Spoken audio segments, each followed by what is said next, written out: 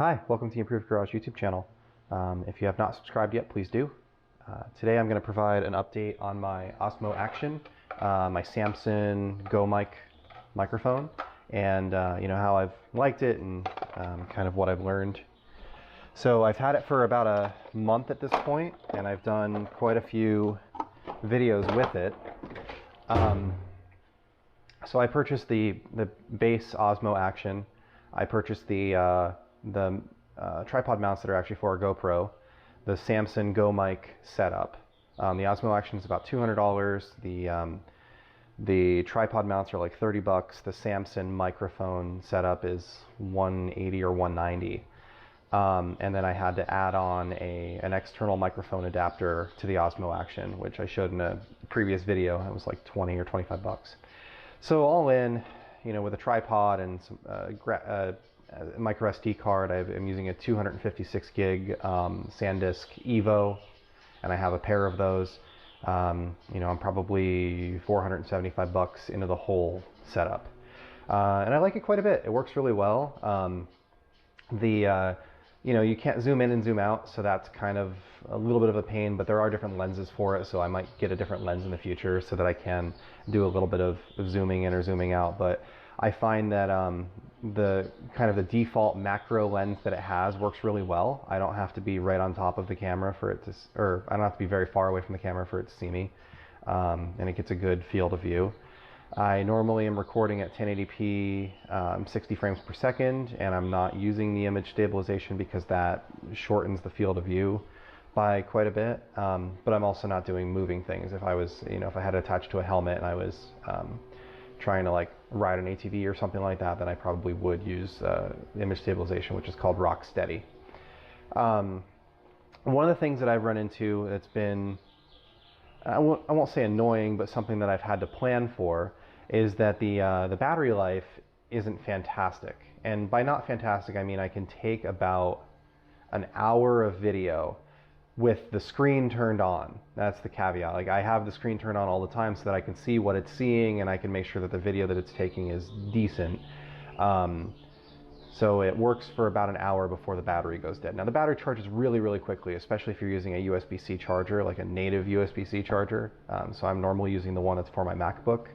And that's, whatever, 60 watt USB-C charger.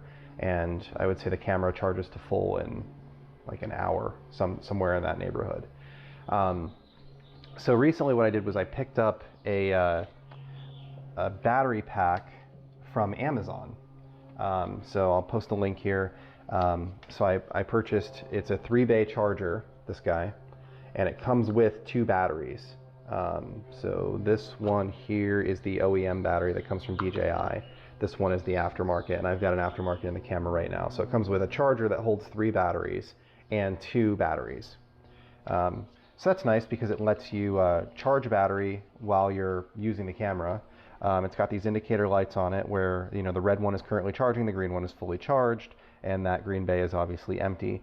So, I just ran this battery down to nothing, swapped the battery out. It was at like 20% when I plugged it in here, and, this battery is obviously the one that's in the camera. So with that, in theory, I should be able to charge batteries as fast as I use them, or record 3 hours of video a day, which is a ton. So it's more than enough. As far as the other stuff is concerned, the Samson Go Mic Mobile receiver and the Samson Go Mic, the actual lavalier microphone, I like that a lot.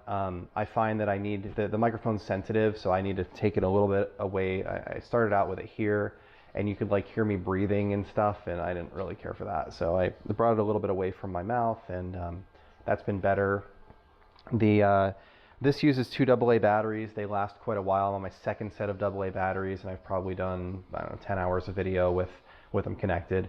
The receiver is rechargeable, so I just plug that in when I plug the camera in, but I haven't had that run dead on me in a recording session, so I honestly don't know how long it lasts. But it's easily over 2 hours. So I would say the range is good on the Samson Go Mic. It picks up my voice really well. The windscreen is good. I like it quite a bit. I'm probably going to order an extra little lavalier So the actual microphone that goes down and the wire to this plug. And the reason I'm going to order that is not because there's a problem with the one that I have. It works great. But at some point, I'm probably going to catch it on something, and I'm probably going to break the wire or mess up the connector in some way. So they're like 20 bucks. You can order one from Shure or Samson. There's a bunch of different vendors that have them on Amazon. So it's just a mini XLR connector to a lavalier microphone. So I'll plan on ordering one of those just to have as a backup, but not because I necessarily need it right now. And I did talk about connecting the Samson mic to the Osmo Action and the fact that you need a different audio cable than the one that they give you with the Samson mic. You need one that's what they would call an 1/8 inch to 1/8 inch, or 2.5 millimeter, or sorry, 3.5 millimeter to 3.5 millimeter. That is TRRS, meaning it only has one ring on it. So it's tip, ring, stem, rather than the tip, ring stem, which is what the Samson comes with. But those are readily available. I had a dozen of them from different things. They come with, you know, Chromecast. They come. It's a normal aux cable. It's what you would call an aux cable. So you can go buy one at Walmart to use to, you know, plug your iPod into your JVC head unit in your 1997 Honda Accord. You know, they're just a normal auxiliary cable. Other than that, though, I really like the camera. I think it works really well. I got this little Apache case to kind of keep everything in from Harbor Freight, and I think that fits well. I probably, you know, if I was doing it again, I probably would have gone a little bit bigger on the case, but it works fine. And yeah, so overall, I'm pretty happy with it. The video files end up being pretty massive because I'm doing 1080p and 60 frames per second, but I think the quality is really good. And you know, I could obviously shrink that down, but starting with a bigger source file to begin with, you can always take a 1080p 60 and make it into a 1080p 30 or 720p 30 or 720p 24, whatever you want the end result to be. But you can't take you know, a 720p video and turn it into 1080 or turn it into 4K. I'm not recording at 4K just because I don't think that it's really necessary for what I'm doing in the medium and, you know, all of that. If I was, I don't know, if I was doing more advanced stuff where 4K would be better, maybe I would do it. But, and maybe at some point in the future I will try it. But the videos take a little while to render already. I don't really need to make it any worse. So that's it. Thanks for watching. If you haven't subscribed, please subscribe. It allows me to do more of this stuff in the future. Thanks and have a great day.